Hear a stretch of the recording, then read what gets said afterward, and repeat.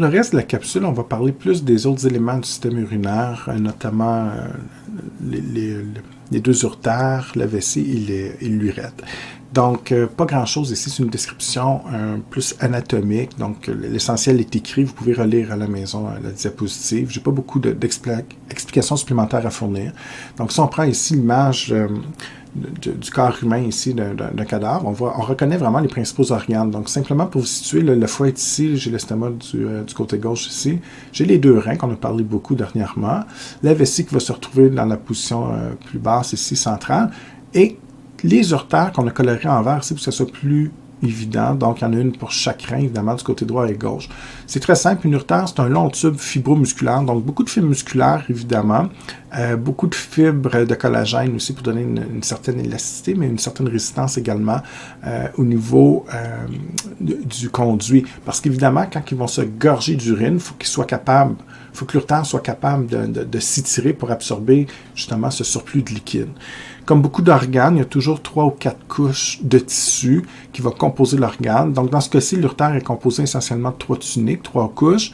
La muqueuse, toujours la même chose pour n'importe quel organe, c'est la couche interne.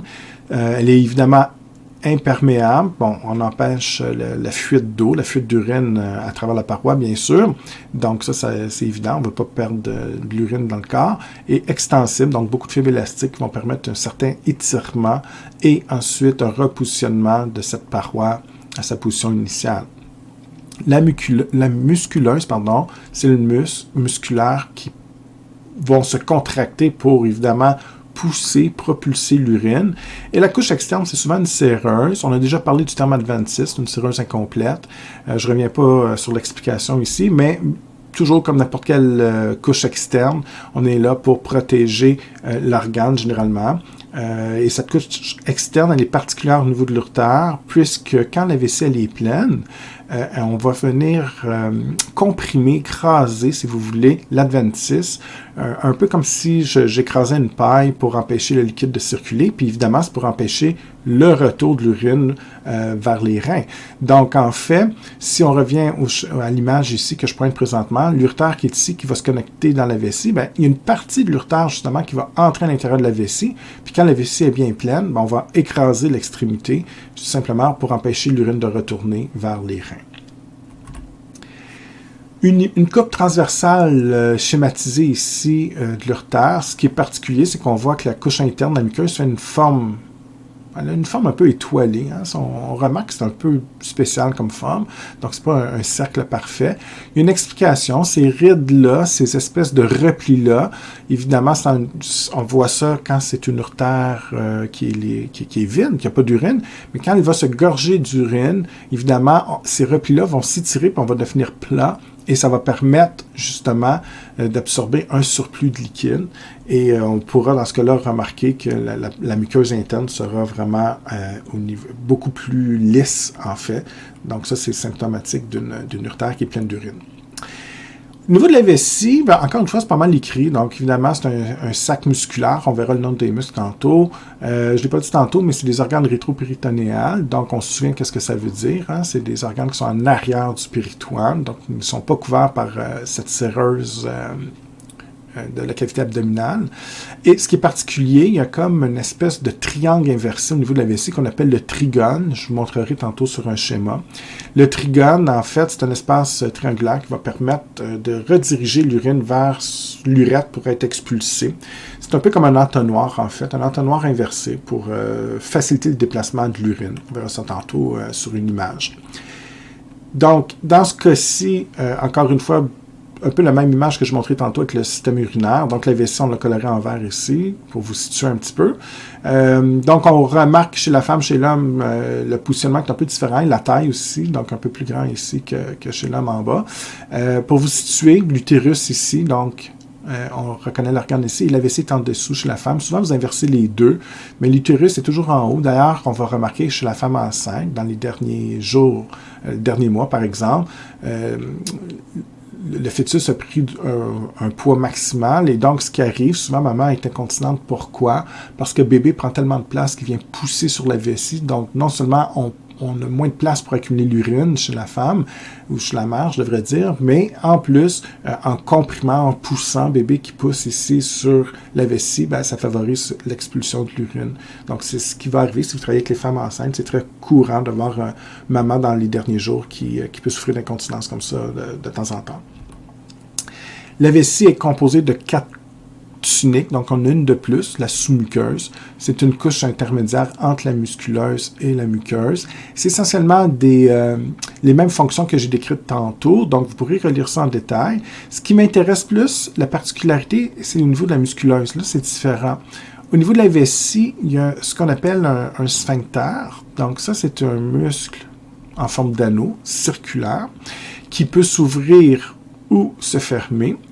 Et on a un muscle extrêmement important qui se contracte pour expulser l'urine, donc le détrusor.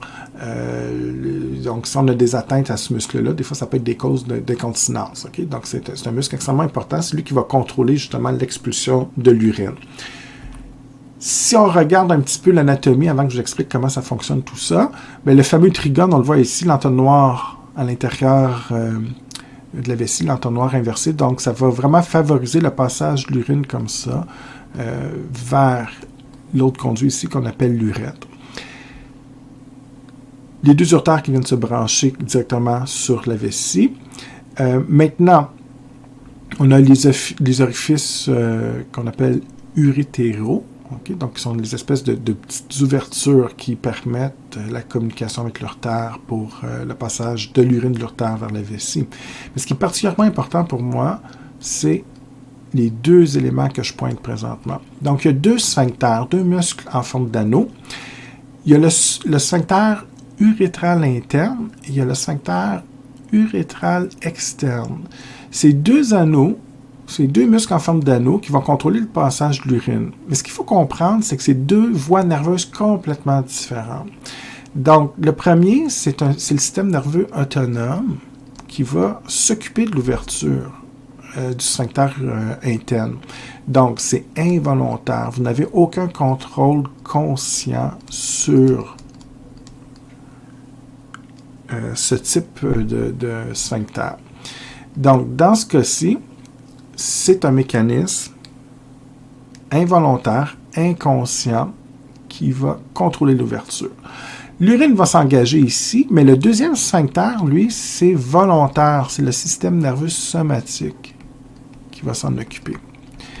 Ce que ça fait dans la vraie vie, c'est qu'à un moment donné, vous avez l'équivalent d'1 litre de liquide, exemple, d'urine dans la vessie. Il y a des barorécepteurs qui détectent le surplus de pression. Ça déclenche un mécanisme nerveux qu'on verra tantôt qui va ouvrir le premier sphincter. Donc, comme c'est le système nerveux autonome, c'est involontaire. L'urine s'engage dans une partie ici de l'urètre, mais est incapable de sortir, d'aller plus loin parce que j'ai la deuxième porte, le deuxième sphincter à contrôler. Et ici, c'est de façon volontaire, c'est des muscles striés, donc du même type que ce qu'on retrouve dans le biceps dans le bras ou les muscles de vos membres. Donc, dans ce cas-ci, c'est vous qui allez décider de façon volontaire de contrôler l'ouverture de ce muscle-là. Et si je permets l'ouverture de ce muscle-là, ce qui va se passer, donc l'anneau ouvre, c'est un sphincter, donc c'est évidemment un muscle en forme d'anneau, elle s'ouvre et là, l'urine pourra être expulsée vers l'extérieur. Ce qui fait que vous pouvez avoir la sensation d'envie, mais sans décider pour autant d'expulser. Si vous avez une sensation d'envie, c'est que le premier sphincter est ouvert, le liquide vient s'accumuler, l'urine s'accumule ici, on fait pression ici sur le deuxième sphincter, ça commence à être urgent, c'est pressant, mais c'est vous qui allez décider du moment, évidemment, et quand vous décidez, ben là, par la voie somatique, on vient contrôler l'ouverture du deuxième sphincter. 2 choses avant de terminer la capsule, on va parler un petit peu de l'urètre et ensuite des mécanismes qui fait en sorte, ce qu'on appelle le mécanisme de miction. Donc, la miction, c'est la production d'urine. Donc, comment on fait au point de vue nerveux et musculaire pour contrôler tout ça? Donc, essentiellement, toute l'information ici en termes d'anatomie est bien écrite dans vos notes de cours. Donc, on vous décrit un petit peu au point de vue anatomique comment l'urètre est fait. Je vous ai parlé un peu du fonctionnement des deux sphincters. Donc, ce que je disais précédemment, c'est écrit ici. Système nerveux autonome, involontaire, c'est des muscles lisses qui sont contrôlés par le système nerveux autonome. Donc, les muscles qui sont non striés, qu'on retrouve à l'intérieur de tous les organes. Alors que l'autre, l'urétral externe, lui, dans ce cas-ci, on va vraiment contrôler des muscles squelettiques de façon volontaire. Donc, ça, c'est le deuxième sphincter à contrôler. Donc, dans la dernière partie de cette capsule, on va parler du réflexe de miction. Donc, la miction, c'est vraiment le processus par lequel on va produire l'urine. C'est possiblement l'élément qui va vous demander le plus d'études et le plus de compréhension dans la capsule 4. Donc, ça peut être un peu mélangeant tout ça. Tout ce qu'il faut savoir, en fait, c'est de bien partir l'histoire. C'est un triple réflexe nerveux. Donc, on a un réflexe nerveux, un système nerveux autonome que vous avez déjà étudié. Donc, vous vous souvenez que ça se subdivise en deux voies. Il y a la voie sympathique et la voie parasympathique. Essentiellement, c'est la voie parasympathique qui va contrôler l'expulsion d'urine, la miction, alors que la voie sympathique est plus là pour empêcher la libération d'urine. Et la partie somatique volontaire, au même titre que vous décidez de lever la main pour poser une question, mais c'est vous qui décidez. Donc, c'est une voie nerveuse qui s'occupe de la contraction volontaire de certains muscles striés. Avant que je vous explique ça en détail, ce qu'il faut comprendre, c'est que le muscle détrusor, c'est un muscle qui est dans la paroi de la vessie et il doit se contracter pour expulser l'urine. Donc ça, c'est le premier concept. Si le muscle est relâché, le détrusor est relax, relâché, il n'y a pas d'expulsion d'urine. La vessie est relaxe. Si on contracte le détrusor, là, on va faire pression sur la paroi de la vessie. Et si on écrase les parois de la vessie, évidemment, on pousse sur l'urine, on pousse sur le liquide et ça favorise son expulsion à l'extérieur, vers l'urètre. Donc, ça, c'est la première chose importante. On veut expulser, il faut contracter le muscle. On est en situation relax, on ne veut pas expulser, on ne veut pas uriner, donc il faut relâcher le muscle. En même temps, et là, on va un petit peu en sens inverse, les sphincters, les deux muscles en forme d'anneau circulaire, si on les contracte, elles vont être en position fermée. Donc, l'urine ne peut pas passer. Donc, la plupart du temps, pendant que le muscle détrusor est relâché, le sphincter interne, qui est donc contrôlé de façon involontaire, va être contracté. Donc, il faut relâcher le muscle détrusor, mais il faut contracter le muscle sphincter urétral interne. Et ça, c'est le sympathique qui s'occupe de ça. Quand ce sera le temps d'expulser l'urine, le parasympathique va faire l'inverse. Il va contracter le muscle détrusor pour comprimer la vessie et expulser l'urine. Et le premier sphincter, qui est contrôlé involontairement, donc par le parasympathique, là, on va empêcher sa contraction, on va relâcher le muscle. Donc, on va en sens inverse du muscle détrusor. Et en se relaxant, le muscle qui compose le sphincter urétral interne se relâche et l'anneau, au lieu d'être en position contractée, se dilate, se relâche et là, l'urine pourra passer vers l'urètre, mais son passage va être bloqué par le deuxième sphincter et là, par un contrôle volontaire, on pourra décider de le relâcher également. Donc, en fait, l'essentiel du processus, je viens de vous l'expliquer.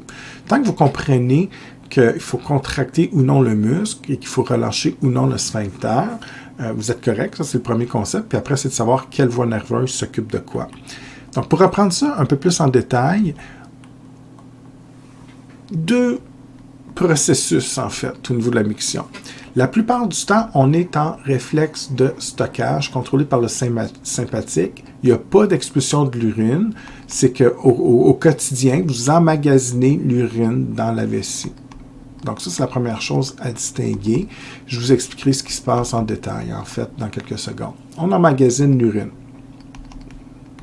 Okay, donc, on emmagasine tout simplement au cours de votre journée, de ce que vous faites quotidiennement. Donc, tant que vous n'allez pas à la salle de bain, vous êtes en réflexe de stockage. Donc, on s'entend que la plupart du temps, on est en réflexe de stockage. Le jour où la vessie a atteint une limite, là, on s'en va dans le réflexe de la miction. Donc là, c'est différent du réflexe de stockage. Lui, il va être contrôlé par le parasympathique et l'idée, c'est d'expulser l'urine. Soit qu'on stocke, soit on expulse. Très important, si tu stockes, c'est sympathique. Si tu es dans le réflexe, donc réflexe de stockage sympathique, réflexe de miction, bien évidemment, c'est le para. Premièrement, j'explique ici le réflexe de stockage. Donc, ce qui est écrit ici, c'est essentiellement ce que je viens de dire, mais je vais le montrer avec le dessin un petit peu. Dans ce cas-ci, si vous êtes en réflexe de stockage, donc vous accumulez l'urine.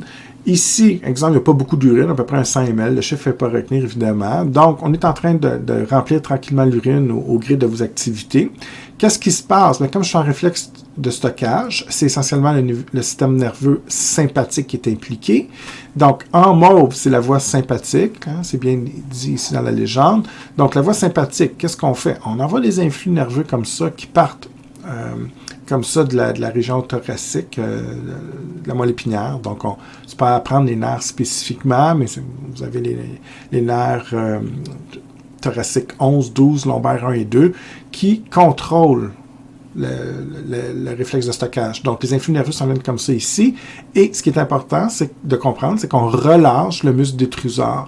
Donc, le muscle détrusor est relâché, il n'y a pas de contraction. L'urine reste relaxe, dans sa position relaxée. Donc, l'urine s'accumule comme ça, tout simplement, ce qui explique le stockage. En même temps, il y a quand même une certaine quantité d'urine. On ne veut pas qu'elle s'écoule. Okay? Donc, qu'est-ce qu'on fait? Bien, toujours par la voie sympathique, on vient contracter le sphincter urétral interne. Ça, c'est le premier qu'on a ici à la base de la vessie. Et tant qu'il est contracté, l'anneau musculaire est en position fermée et l'urine ne peut pas s'écouler. Donc, évidemment, une atteinte ici à cette branche du nerf sympathique pourrait être une cause d'incontinence, dans le sens où ici l'anneau serait toujours ouvert et si ce sphincter est toujours ouvert, bien, on fait une pression accrue sur le deuxième sphincter et ça pourrait favoriser des problèmes d'incontinence avec le temps. Donc ça, c'est le premier réflexe, hein, le réflexe de stockage. Qu'est-ce que la voie somatique vient faire ici? Simplement, on envoie, donc à partir du cortex cérébral, c'est pour ça que ici, dans cette région-là, c'est une région où vous êtes conscient, on descend par la voie en rouge, qui est somatique, des influx nerveux, qui viennent tout simplement ici contracter également le sphincter, mais le deuxième sphincter, donc le sphincter externe, qui est le deuxième sphincter. Donc ici, c'est un contrôle volontaire, et tant que vous ne désirez pas aller à la salle de bain, bien, on envoie continuellement des influx pour contracter. Et ça, c'est difficile à comprendre pour vous, parce que souvent, on part à l'envers. Vous avez l'impression que je vais envoyer des influx quand c'est le temps. En fait, vous faites des influx nerveux 24 heures sur 24 pour empêcher l'ouverture de ce sphincter-là. Et le seul moment où on voudra arrêter ça, c'est quand on voudra permettre l'expulsion d'urine. Deuxième réflexe, le réflexe de miction en proprement dit. Donc là, c'est différent. Donc, premièrement, on part du système système nerveux autonome parasympathique. C'est lui qui est responsable, il faut bien distinguer. Et dans ce cas-ci, on veut expulser l'urine. Donc, la première des choses, il faut envoyer un signal, un message sensitif au centre de la miction. C'est lui qui va prendre la décision de faire en sorte qu'on va partir le réflexe de miction ou non. Le centre de la miction est dans le pont, donc au niveau du tronc ici, du tronc cérébral. Il y a différentes sections que vous avez déjà étudiées à la dernière session. Ce que j'encercle ici, c'est donc la partie centrale du tronc qu'on appelle le pont. Et évidemment, c'est là qu'il y a le centre de la miction. Donc, qu'est-ce qui se passe? À un moment donné, quand il y a une accumulation importante de liquide, d'urine dans la vessie, ça peut varier d'une personne à l'autre, mais généralement autour de 300, 400, 500 ml, on va commencer à avoir des influx nerveux sensitifs qui viennent informer le centre de la miction.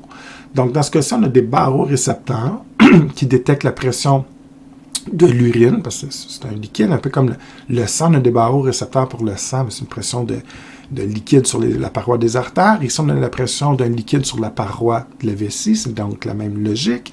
Et cette accumulation d'urine, de ce liquide qui va favoriser une augmentation de la pression sur la paroi, sera détectée par des barorécepteurs. Les barorécepteurs acheminent, donc on stimule un neurone sensitif, achemine les influx nerveux qui informent le centre de miction. Et en réponse, le centre de miction, ce qu'il va faire, c'est qu'il va envoyer des influx nerveux par la voie en vert, qui est ici la voie parasympathique.